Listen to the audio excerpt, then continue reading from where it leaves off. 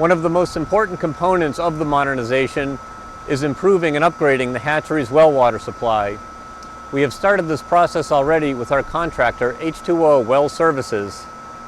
They are installing new pumps on some of our wells to increase the pumping capacity and allow the wells to be integrated into a water control system that will be part of the modernization project.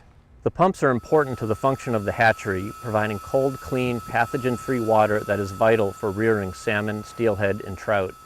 Wells Fish Hatchery has a total of 15 wells located throughout the Wells Hydroelectric Project and hatchery grounds.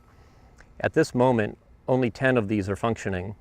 We have done an extensive assessment of the water system with our engineering firm, HDR. In order to ensure adequate water supply, we will be repairing and upgrading the existing wells and seeking to develop at least one new well. During June of 2013, an electrical resistance hydrogeologic survey of the hatchery grounds was completed to identify potential locations for new wells. Hi, I'm Michael Phoebus. I'm the president and owner of Earth Dynamics, and we're out here doing a geophysical survey to help determine the best place to put in new water wells.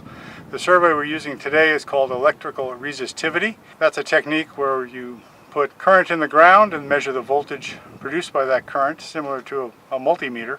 And from knowing voltage and current, we can determine what the electrical resistivity is of the ground.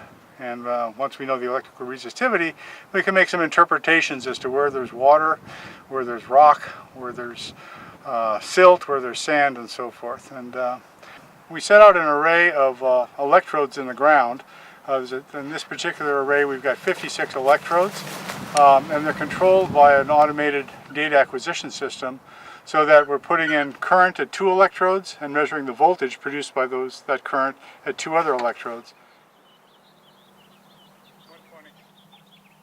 Okay, well, we finished collecting all the data along the line, and from that we develop a model. We're looking down about 150 feet, so it tells us where there's high resistivity and low resistivity, and that coupled with what we know about the geology about here, we can determine where the best place for a water well might be.